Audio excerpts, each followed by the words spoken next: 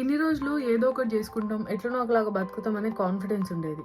కానీ నిన్న ఎప్పుడైతే పార్లమెంట్లో వైట్ పేపర్ బిల్లు ప్రపోజ్ చేసిరో అప్పటితో ఆశలన్నీ అడియాశలైనట్టే.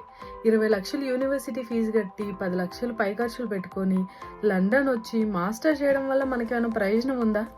నాకైతే ఏం కనిపించట్లేదు. ఇంతకు ముందు మనకి 2 సంవత్సరాలు పిహెచ్డబ్ల్యూ ఉండేది, అది కాస్త 18 నెలలకు కుదించేలా ఉన్నారు. అండ్ ఇంకొకటి ఏంటంటే, నేను ఇన్స్టాగ్రామ్, యూట్యూబ్లో చాలా చోట్ల చూస్తున్నాను, ఇంకా కేర్ హోమ్ వీసాలు లేవు, ఆల్రెడీ వీసాలు ఉన్న వాళ్ళకి కూడా ఐఎల్ఆర్ రాదు అని చెప్పేసి అంటున్నారు. బట్ ఇది మాత్రం తప్పు ఇన్ఫర్మేషను. చాలామంది ఏంటంటే ఏదో కంటెంట్ కోసం చేస్తూ ఉంటారు, కానీ అట్లేం లేదు. ఓవర్సీస్ నుంచి ఎవరైతే కేర్ హోమ్ వీసాలు వేసుకుంటారో వాళ్ళకి ఎలిజిబిలిటీ లేదు, కేర్ హోమ్ వీసాలు తీసేస్తున్నారు. బట్ ఆల్రెడీ ఎవరైతే కేర్ హోమ్ వీసాల్లో ఉన్నారో 2028 లోపు వాళ్ళు 3 years ఫినిష్ చేసుకుంటే వాళ్ళు ఎక్స్టెన్షన్ కూడా చేసుకోవచ్చు. అండ్ 5 years తర్వాత వాళ్ళకి ఐఎల్ఆర్ కూడా వస్తుంది. So care home workers happy. మీకు బేసిక్గా 2024లోనే తీసేశారు స్టూడెంట్స్కి డిపెండెంట్ లేదని. అండ్ ఇప్పుడు ఇంకా టైట్ చేస్తున్నారు. డిపెండెంట్కి మనకి ఐఎల్ఆర్ రావాలన్నా సరే ఇంగ్లీష్ ఎలిజిబిలిటీ టెస్ట్ పాస్ అవ్వాల్సిందే. అసలు దీంట్లో ఎస్కేప్ అయ్యే ప్రసక్తే లేదు. ఇంతకు ముందు మెయిన్ అప్లికెంట్ రాస్తే డిపెండెంట్ అందరికీ వచ్చేసేది, కానీ ఇప్పుడు అలా కాదు, ప్రతి ఒక్కరూ ఇంగ్లీష్ టెస్ట్ పాస్ అవ్వాల్సిందే. అండ్ ఇంకొక విషయం ఏంటంటే, శాలరీ థ్రెషోల్డ్ వచ్చేసి 37,000కి మనకి last year already పెంచేశారు.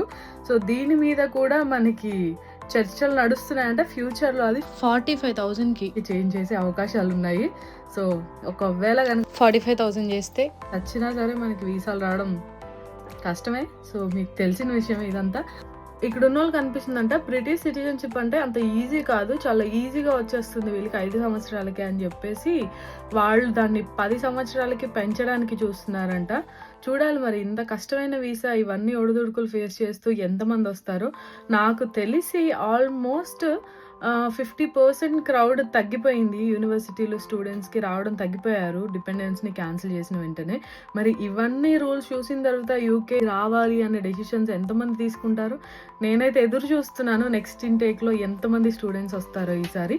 And more over ఏంటంటే, వైడ్గా టాప్ 600 ర్యాంక్స్లో ఏ అయితే యూనివర్సిటీస్ ఉన్నారో వాళ్ళు మాత్రమే స్టూడెంట్స్ని బయట నుంచి తీసుకోవడానికి ఉంటుంది. సో ఇంటర్నేషనల్ స్టూడెంట్స్కి ఏ కాలేజ్ పడితే ఆ కాలేజ్కి పోయే అవకాశం కూడా లేదు. కన్సల్టెన్సీ వాళ్ళు చెప్పారని చెప్పేసి మీరు రీసెర్చ్ చేయకుండా ఏదో గుడ్డిగా అప్లికేషన్స్ మాత్రం చేసుకోకండి. ఇది మాత్రం చర్చల్లోనే ఉంది, ఇంకా అప్లికబుల్ అయితే కాలేదు. ఈ రోజు వరకు అయితే ఎవరైతే స్టూడెంట్ వీసాలో ఉన్నారో, పిహెచ్డబ్ల్యూలు వేసుకుంటున్నారో వాళ్ళు ఎవరు టెన్షన్ పడాల్సిన అవసరం లేదు. సరే, మరిన్ని వీడియోస్తో మరిన్ని అప్డేట్స్తో మీ ముందుకు వస్తాను. ఈలోపు ఏం చేయాలో తెలుసుగా, డోంట్ ఫర్గెట్ టు సబ్స్క్రైబ్. నేను మీ వెన్నెల.